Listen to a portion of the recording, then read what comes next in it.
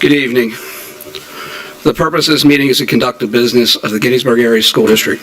Public comment is welcome, and issues will be referred to the appropriate board committee or administrator. Comments will be summarized in the official board minutes, which will be made available by contacting the business office. This time, take a moment and silence your cell phones or any other devices, please.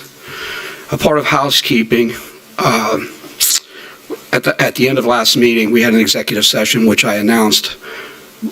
But for transparency, that was for a legal question that the board had to consult with our counsel on. There will also be a brief executive session on a disciplinary matter immediately following tonight's meeting. Ryan Morris is excused this evening. All other members are present. Please stand for the Pledge of Allegiance.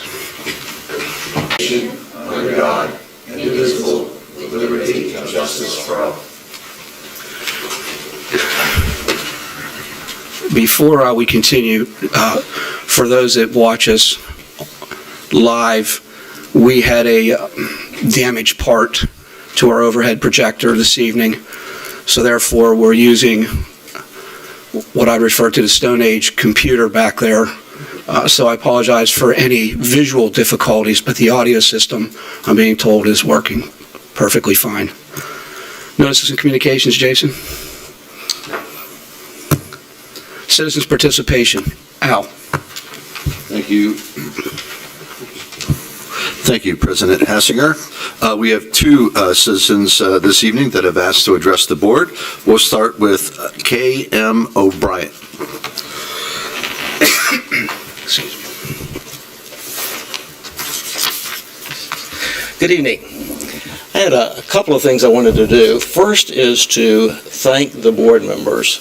There was a letter to the editor in the Gettysburg Times after the last meeting chastising some of the members for their votes because they voted against a comprehensive plan, saying, hey, if I don't understand what I'm voting for, if I'm not familiar with it and haven't read it, I'm not going to vote for it. Thank you for doing that.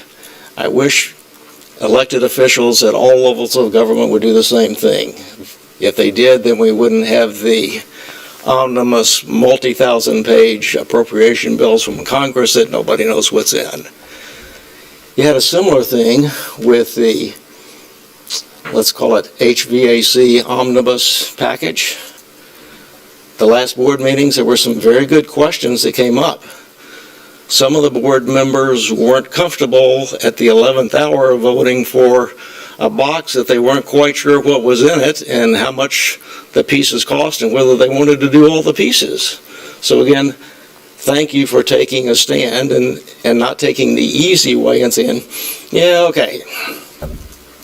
And continuing from that, but as a separate from the thank you, I see that item 7.1 on the agenda tonight is basically bringing back up what to do about the construction. And it looks like it's simply a repackaging of the same thing that was voted down before, but without any answers to the questions that you were raising. So I don't understand that. It looks like there's no addressing whether the 2014 upgrades to Getty's HVAC system were taken into account, or we're going to replace those units just because they're there. There's still no explanation of why we want to demo and replace ceilings. I asked some questions in my public address at the last meeting.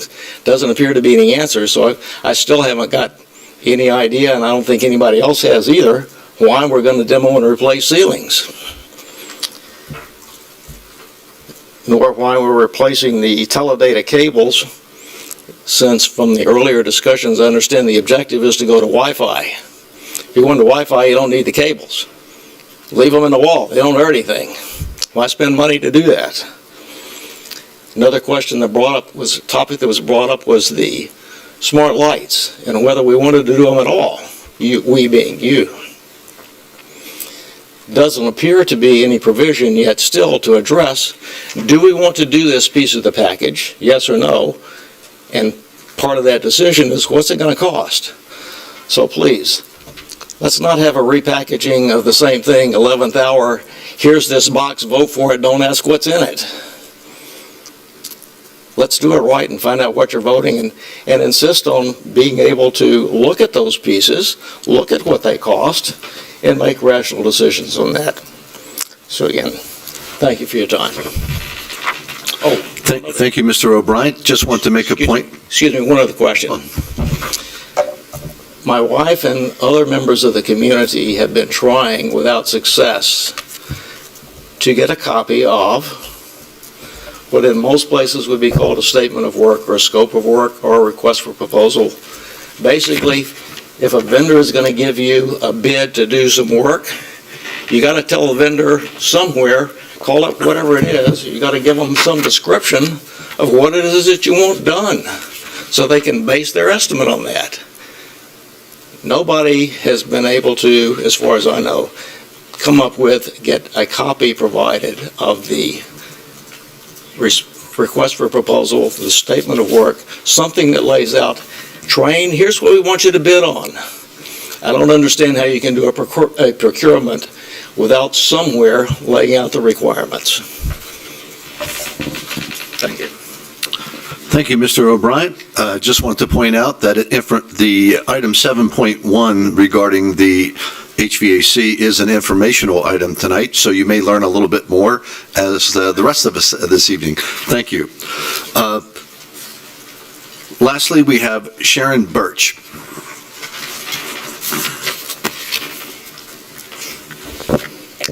Hello, everyone. Thank you. My name is Sharon Birch. I have two children who have been through Gettysburg area schools. My youngest is currently a senior at Gettysburg area high school.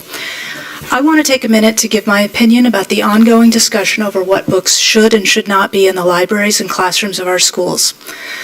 A lot of people have stood up here and told you to remove books from GASD libraries based on their own perceptions of appropriateness. My comments are going to focus on only one slice of that bigotry, the desire to keep books with LGBTQ content out of school libraries.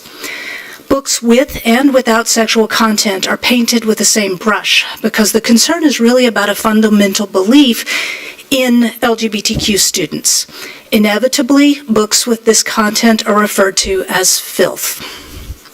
And so some parents want to protect their children, and I suppose mine, from ideas and people that they disapprove of. This is what students hear when you say these things, or when anyone in this community says these things. These books don't belong here because you don't belong here. These books are filth because you are filth. But this is what students hear when you keep those books in the library, when they stay on the shelf.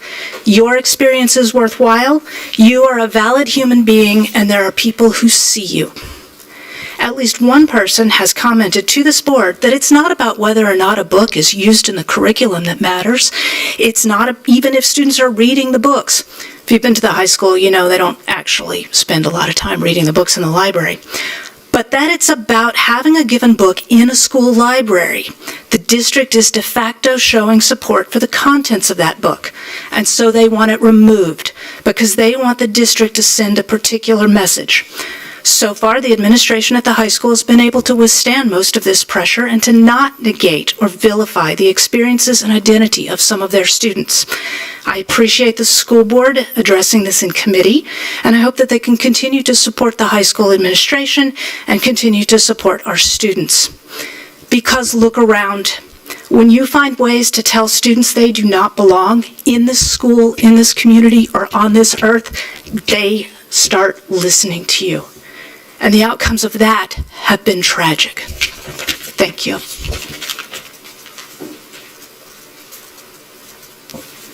Thank you, Mrs. Birch. Back to you, President Hassinger. Moving forward, routine approvals. Mr. President, Mike. I'd like to make a motion to remove 5.6 Human Resources Recommendations from routine approvals and separate that as its own individual item. I'll second that. Is there a question on the motion to remove 5.6 routine approvals and vote separately on that specific item? Hearing no question, roll call. Mike? Yes. Timon? Michelle? Yes. Jeremy? Yes. Tim? Yes. Amy Beth? Yes. Al? Yes. And I vote yes. So removing and doing that last 5.6, we will have 5.1 to 5.5 routine approvals. May I have a motion, please? So moved. Second. Question? Hearing no question. On the motion, roll call. Al? Yes. Amy Beth? Yes. Tim? Yes. Jeremy? Yes. Michelle? Yes. Timon? Yes. Mike? Yes. And I vote yes. That brings us to 5.6, which is HR. May I have a motion? So moved. Second. Question? Roll call. Mike? Yes. Timon? Yes. Michelle? Yes. Jeremy? Yes. Tim? Yes. Amy Beth? Yes. Al? Yes. And I'm going to abstain from this motion. If you notice on the HR in your packet, my wife's mentioned it as a district employee, and it would not be proper for me to vote this evening on that.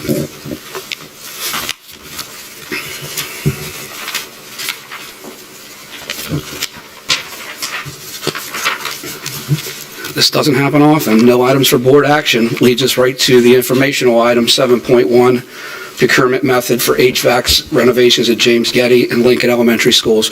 Josh, are you presenting or? Yeah, I just have a very, can you hear me? Yeah. Yeah, very similar sheet to what I presented previously with some additional information at the bottom based upon request at the last F&F meeting. So I'll just quickly summarize, but not read to you the information item. Last F&F meeting, there was discussion about what we're going to do moving forward with the James Getty and Lincoln HVAC renovation projects. There was still some interest in looking at an ESCO delivery method. So with that said, I put together an additional timeline under the assessment, design, and construction schedule section. Everything above that is the same as what we've discussed 5, 6, 7 times before. So nothing new with that. All in all, oops, sorry, I'm waiting for you to scroll, but I guess I'm the scroller on it, Becca. Sorry about that. So all in all, in a nutshell, I'm not going to go down through every single one of these since it's just for information. You guys can digest this. Basically, the ESCO is going to push out start of design by 3 months beyond what the Omnia Partners procurement through Train would be. And that's just by virtue of we have to go through the RFP process with developing an RFP, advertise it, get the proposals back in, score, select a contractor. Then they need to go do their building assessments and then come to us basically at that point with a very high-level estimate, which is basically where we are with Train at the current moment.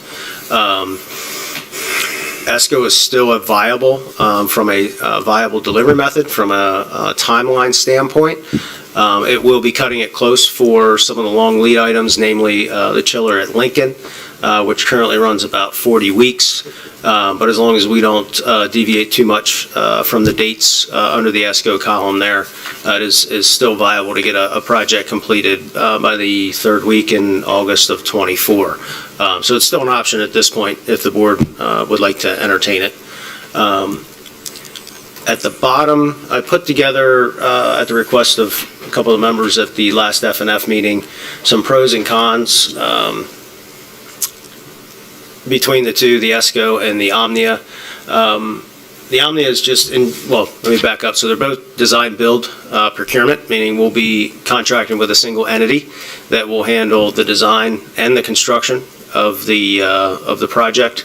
It will not be a multi-prime project, with the exception of if we go with ESCO, because we are going to have a certain dollar amount of work that's going to be beyond what the ESCO rules or procurement rules allow. We will need to run essentially two parallel projects. One will be a multi-prime project, and the other one will be a design build. That's the one key disadvantage with doing the ESCO. Certainly opens the district up for more risk because we're contracting with quite a few more entities, which, I guess simply stated, you get a bunch of finger pointing back and forth as far as who delayed who and why the job's not getting done, and inevitably the district will get caught in the middle of that. So that one's not quite as clean and is quite a bit more risky from that perspective. Conversely, we'd have a single contract, design build contract with the Omnia partners.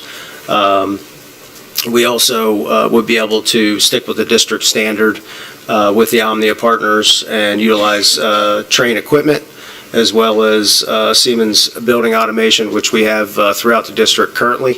Actually just did some recent upgrades with Siemens throughout the district as well. Whereas with the ESCO, the request was to go, I call it open spec, basically be a performance spec that the design builder would have to meet, and basically we would have to accept, we have the option to accept basically any equipment they put forth, any manufactured equipment put forth to meet the design requirements. Full transparency, initially out of the gate, maybe the total cost of the job up front might be a little bit cheaper, but the old saying, you get what you pay for. Chances are we would not get the longevity out of the alternate manufacturers that be proposed to get a cheaper upfront cost. So that's the disadvantage as I see it with the ESCO side as well. As far as cost validation, as part of the Omnia partners, there is a third-party estimating firm that Omnia utilizes to verify that the costs that Train will be charging us are per what the, I call master agreement or unit costs that they had proposed when they won the contract several years ago. So we do have that third party to protect our best interest from a cost standpoint. There is no cost validation with the ESCO procurement model. That's something that would have to be done outside of what is typically done with an ESCO, whereas it's embedded in the process with Omnia. So, all in all, that's basically all I have in the information item. The statement of work keeps coming up. I do have a very high-level statement of work that will be designed to as the design builder goes through the design process. This is, I'll call it different, not backwards, but different than how we typically procure work, which is we hire a designer, they develop plans and specs, and then we go out for bid. And there's a very detailed scope of work via the specs and the drawings. We don't have any of that right now because we're going to hire a single entity to do the design and the build. So we will develop the specs and drawings as we move through the design process and do design reviews. And then through the subcontractors to either ESCO contractor or Train through the Omnia, they will be bidding the specifics out of the drawings and specs that are developed through the design process. So that happens a little bit later in these two procurement methods than it does with the design bid build multi-prime. So, Do any board members have any questions for Josh this evening? Mr. President, I actually do. I actually have a few questions for Josh. First, Josh, thanks for explaining a little bit about the lack of having an RFP or a comprehensive bid sheet. I appreciate the fact that you haven't wasted district resources or having a designer kind of put that together. I think the whole point that the public should definitely be aware of is that this whole process is approving a budget to go forward for this project. We're not approving it to be bid per se. So we're approving a budget, if that's how I understand it. So just so I'm clear, if we approve, when this comes up as an action item, if we approve the budget for you to go forward to get the RFP and to get the design sheets and all that, the board does have the ability to itemize what we want to include or exclude based on if it makes sense or not for the project, correct? That's correct. And also, as a board, we can stipulate, with any contractor that we go forward, we can stipulate financial penalties or incentives based on and directly tied to project deadlines, correct? Yeah, there can be a liquidated damages provision. Okay. All right, that's all that I had, and thank you for the explanation tonight. Sure. Are there any additional? Just to clarify, Josh, and make more so, and I appreciate the public comment this evening, but this matter has been before the board for quite some time, and every board member had the ability, and the public had the ability to come into the building and finance meetings throughout the duration of this as it went through the capital project. So the reality is that there shouldn't be board members sitting here, in my personal opinion, may still have some questions, but the opportunity to get them answered is certainly in front of us. Yeah, we also have another FNF meeting coming up on the 17th, so we'll have about a week and a half to digest this information. That'd be a great place to, actually, you got any questions prior to that, I'd love to be able to get those, digest those, and have the best answer I can when we get to the 17th. That'd be the ideal way to handle that. And it's also my understanding, based upon the consensus at the FNF meeting, is whether or not this will come back before the entire board as a whole for vote. Yeah, so there's a decision that needs to be made, which is outlined in the timeline. Am I not scrolling? Oh, there I'm scrolling. There we go. So if we want to go with Omnia, we would want to get this on the board agenda for information. I picked the 16th because typically we don't come right back from the holiday and hit the first Monday. So I picked the 16th as the first board meeting, 30th as January 16th it is, for the first board meeting, and January 2nd one on the 30th of January. The 30th would be for board action to go with Omnia. And then at that point, we would go through terms and conditions of the contract and get a design contract in place by February 13th, probably have a little bit earlier than that, and we'd be off and running with the design component of the contract. If we go with ESCO, there's an RFP process, as I mentioned, which obviously takes time. That's all detailed with the data and information.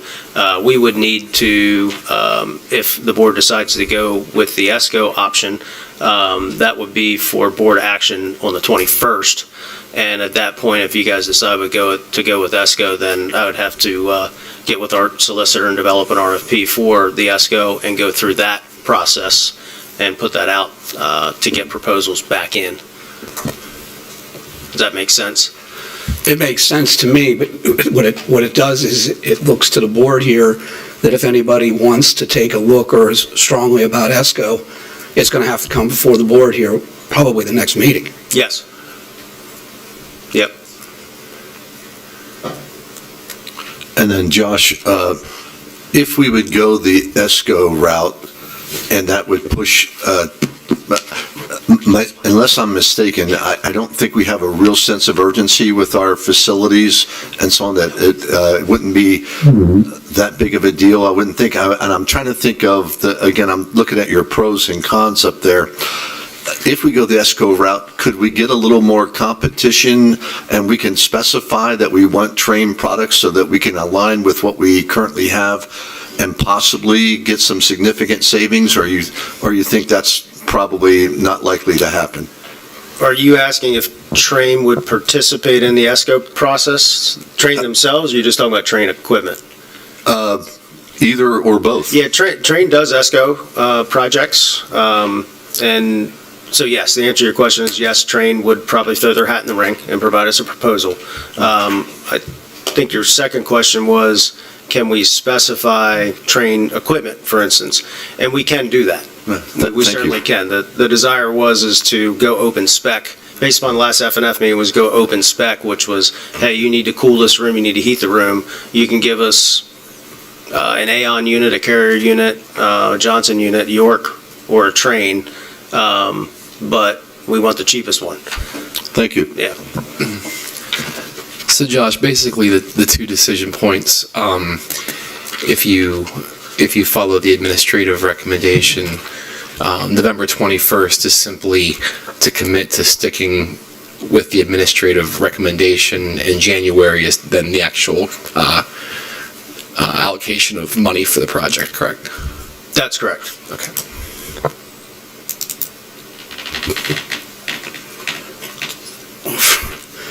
Well, for transparency purposes, it has to come out in the public. I'm not going to take a consensus outside of the boardroom as to whether or not the board wants to entertain an ESCO or the original administrative recommendation.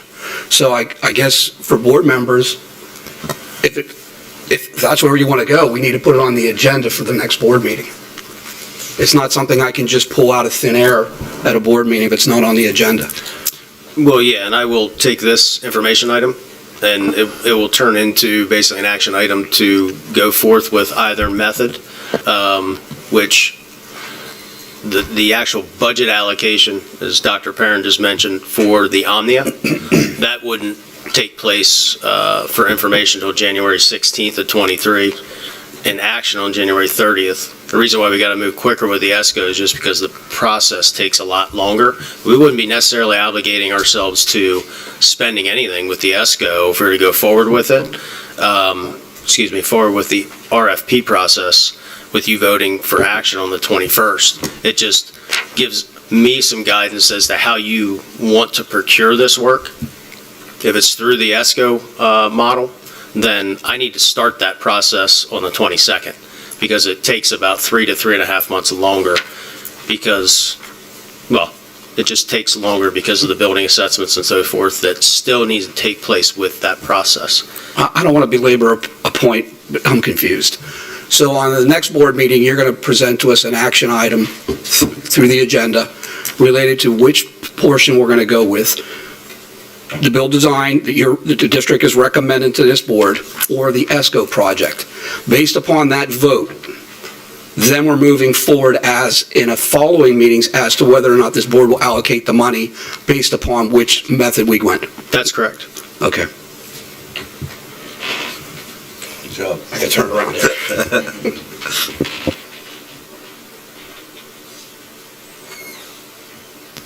Anything further? 7.2, budget timeline.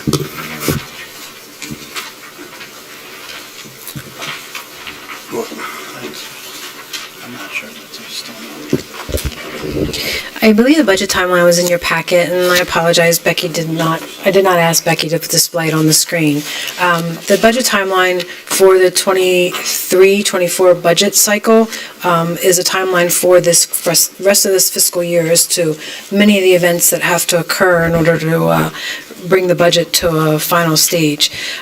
So the dates are outlined in terms of Act 1, and also just several things that happen underneath those guidelines that Act 1 has presented to us. So, of course, we've preliminarily shared the budget timeline at the Facility Finance Committee meeting, and also sharing as information to the board. No official action really needs to take place because the timeline can, of course, change throughout the year, but it just outlines exactly the dates of each board meeting, what items should be coming, discussion, information, as well as voting, giving you a timeline as to what to expect in the upcoming meetings for the rest of the year. Mr. Hassinger, I know you enjoy this piece. It just seems like we just ended it. I would like to say that overall, for the 23-24 school year, the adjusted index is the highest it has been before Act 1 came into place. It is, for us, It was 4.3, I believe it is. And so, of course, that, what the index really is it gives the boards the ability to raise taxes without going before voter approval. Something the board hasn't done in the past and likely will not do. To do so, what we'll do is we'll be coming before the board here in December, likely to have a resolution not to exceed the index. What that does is twofold. It gives the board allows more time to review the budget, and if there's no intentions of even going above the index, there's no need to do anything more other than just follow the resolution, and then we follow the timeline. It gives us a little bit more time to prepare the budget and present it. So that will probably be an upcoming meeting, be a resolution not to exceed the index. Any other questions on the timeline?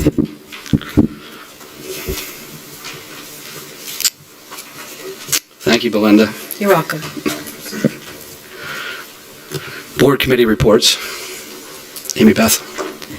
I serve in two different capacities, and I'm going to roll one into the other. I'm going to start with my LIU report. Our last meeting was held on Tuesday, November 1st. A vote took place on a motion to approve the employment agreement between the LIU Board of Directors, Dr. Jeffrey West, Executive Director, beginning May 1st, 2023 through April 30th, 2027. A vote of 9-2 in favor of that agreement took place. My vote no was based on a major factor, an 8% salary increase. This increase seemed like an extravagant increase, especially during an uncertain economic time. A portion of this increase will need to be absorbed by our district and its taxpayers. As a board, we approved 3 colleges to work with our LIU students: Rush University for speech and language pathology, Kuka College for occupational therapy program, Lancaster Bible College in the field of school counseling. In conclusion to my LIU report, I would like to mention that we had a presentation by Tanya Moret detailing the ESSER funds, and they will completely be covered in a new core literacy program for our LIU. This news is very exciting, and the final approval will take place at our November 29th meeting. My legislative report is next. Questions as to COVID-19 vaccine will be required for school attendance has been raised. The Centers of Disease Control, Prevention and Advisory Panel has recommended that COVID-19 vaccinations be added to children's regular schedule of immunizations, but it will be states and localities who will decide whether to require those shots at school for attendance. It remains the unanswered question at this time, but it's something that our board and parents are going to need to consider. We will need to make a decision that requires our district to further outline if students will have to we will be requiring COVID-19 immunizations to attend our schools. This evolving topic leads me to the final and closing statement that tomorrow voters will choose a new governor and a U.S. Senator. Elected officials who help determine the future of important school-based implementations. I urge you all to vote, and your vote will determine our future. Thank you. Thank you. Mike. Yep, thank you. The next policy meeting will be November 15th. It's normally the second Tuesday of the month, which will be tomorrow, but this facility will be in use because it's an election precinct. So 11:15 at 4 p.m. will be our next policy meeting. Tim. But in Finance Committee, as Josh said, we'll have one on the 17th at 4 o'clock here and to discuss HVAC project. I'm assuming the HVAC project will be the major item on the agenda? Yes, I assume that. I figured. Program reports. I know typically we don't have it, but do you have anything this evening? Just a couple of calendar reminders this week that Thursday is a half day for students. 11 a.m. secondary, noon elementary. Students are off on the 11th. Teachers have professional development and parent conferences this week. Al. Thank you, President Hassinger. I just wanted to report that, as you may or may not know, the spring musical this year is entitled Pippin. The music department, along with some parent volunteers, conducted a spring musical fund-raising event this past Saturday evening that my family and I enjoyed. It was a gala featuring many of our own students that were performing, and we obviously have a lot of talent here at Gettysburg High School. But I also wanted to give a shout out to Michelle Smyers, Chef Michelle Smyers. She and family members pretty much gave up their entire Saturday in the kitchen there at Gettysburg and had a delicious meal for everybody. It was well attended. I think we raised a fair amount of money, and I think they're on their way to do a great job with the spring musical. But big thank you to Michelle Smyers and her family for sacrificing the entire day and providing a great meal. Thank you. Thank you. The calendar, our next board meeting will be November 7th, 2022 at 7 o'clock.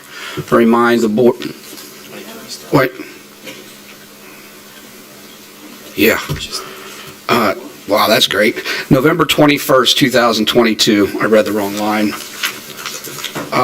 Just to remind the board, we have an executive session briefly on a disciplinary matter immediately following the meeting. Thank you for everybody who attended.